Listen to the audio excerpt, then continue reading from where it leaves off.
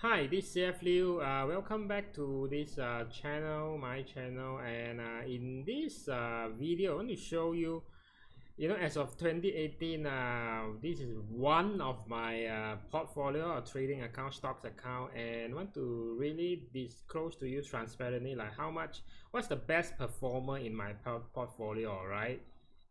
What is the stocks or the exact stocks that actually make me the most money in terms of percentage. Now, this is again not a recommendation to buy or sell, but I'm going to just show you over here without further ado. And just let me take this pencil.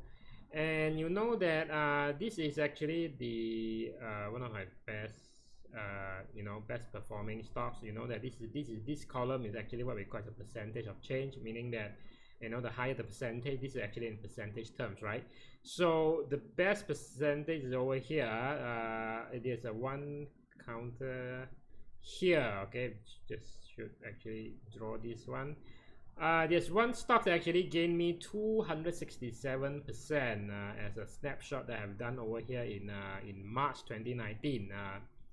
And of course, this company or this stock is actually Vitrox Corporation, a company that is specializing in semiconductor industry, which is what we call as a vision inspection.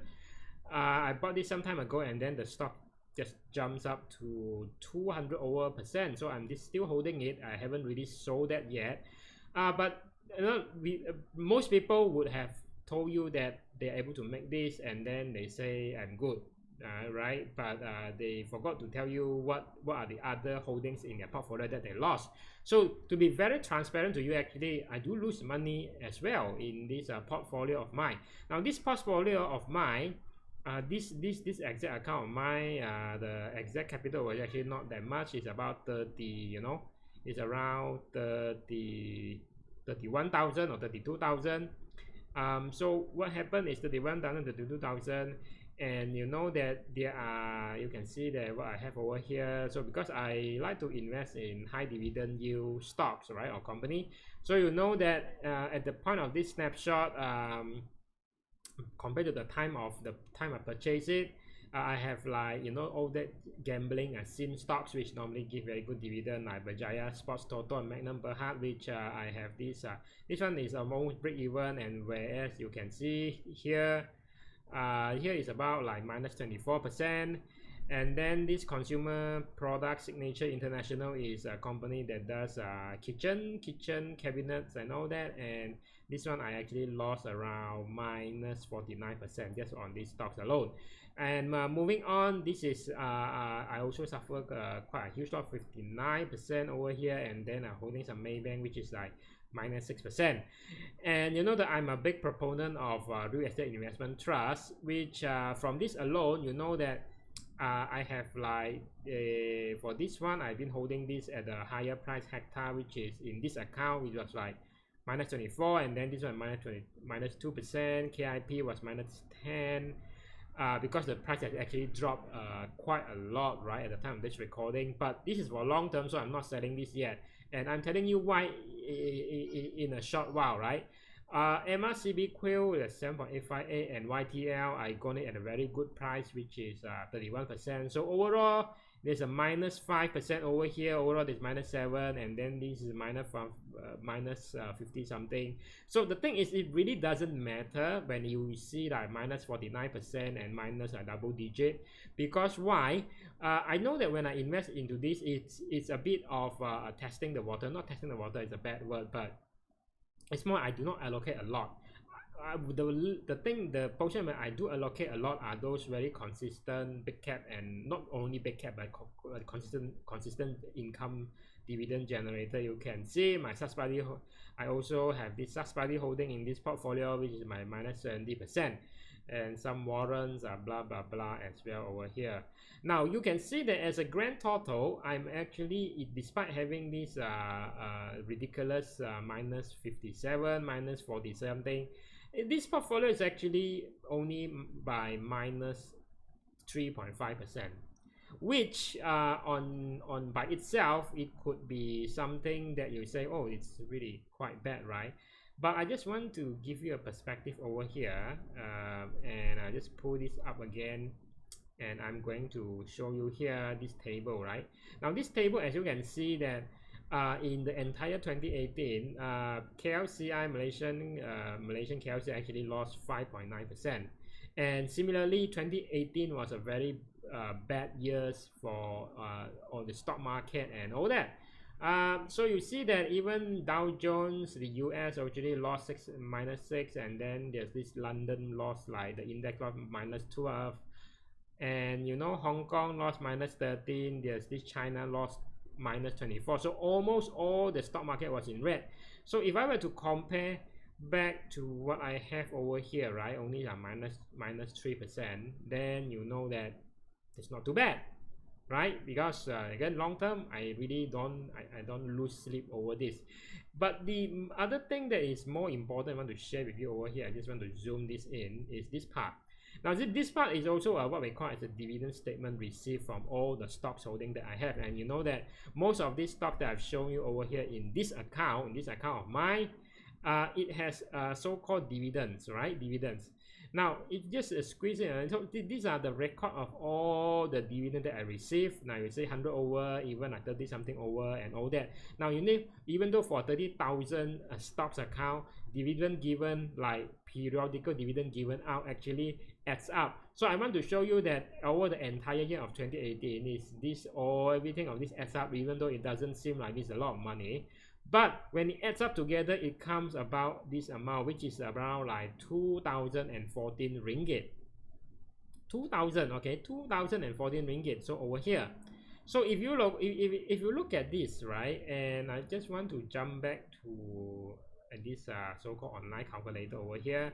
So my capital was actually around, like, you know, 31,000, right? Okay, maybe I should actually where did I clear this, right? Okay, clear this. And I received a dividend of around, let's say 2,000, right? Okay, no, 2,000, and then I just divide that by, which is my initial investment capital, 31,000. So with that dividend alone, you know that what is the percentage of my dividend received versus my initial capital? This 6.45% net, which is really, I mean, in the grand scheme of things, I just want to give you a perspective to say that in the grand scheme of things, this dividend alone actually nets me around like 6% out of my investment portfolio. So the dividend alone, I only have like show you over here, -3% capital loss, right? So actually I'm not really losing anything, even it's like, you know, -3%, okay, but my dividend was around 6.4%. So I will actually still on a net positive, and these are really not bad company, and this will ultimately goes up. And because in 2018 some company dropped much more than others, so I really want to show you a perspective to say that when it comes to investing in the market or whatnot, income actually matters a lot more, especially on the years whereby you lost in terms of paper loss in terms of your stock holding, but actually this helps you to cover that up. And if you are retired, right? This will actually, can you imagine if you have, I only have like 30,000, you have like 2,000 of dividend, right? What if you have 300,000, you have 20,000 of dividend, and then if you have you have like 3 mil, what's dividend? You're going to get like 200,000, right? So on a grand scheme of things, so that will actually helps you a lot, because no matter this happens here, you do not need to deplete the capital just to cover for your day-to-day living expenses, because the dividend generating alone, of course, it will cover your living expenses, but more so it could be actually reinvested back, right? Reinvested back for the compounding effect to take its cost. So I hope this share with you, I mean, just a snapshot of one of my account, like, you know, how I look at things, and how every market over here in the year 2018 was in red, but ultimately, if you retract, because the dividend actually saved me and actually turned over my portfolio from in red to in black, which is still on a profitable basis. So if you like sharing like this lesson like this, and how I achieve all this, and how I structure a so-called dividend focused, income focused portfolio, one of the best way is to construct a portfolio of real estate investment trust, which you can actually join me for upcoming evening web class that you can join. It's free, it's totally free. I mean, I will do some sharing, and if you don't know me yet, I will share something about myself, and in this and that web class you can actually join me for that. And you'll just click on the go to reitmethod.com, see that below, or just click on the description box. There will be some link over there. Just join. Okay, join, secure a seat. You need to register for a web class, and you know, this very same principle that I use to actually construct a dividend focused portfolio like this. So if you like this video, you like this lesson, and I invite you to actually, you know, watch the next video after this lesson, and click like, leave me a comment if you have any question, you want to criticize me, or you want to comment me for the good job done for this sharing. You're welcome to do so. I appreciate your comments, and click on subscribe before you leave, so you get notified when I publish more lessons, you know, transparent sharings, like this, and useful lesson for you to add more value to you. Okay, that being said, this is CF Liu. I'll see you in another lesson.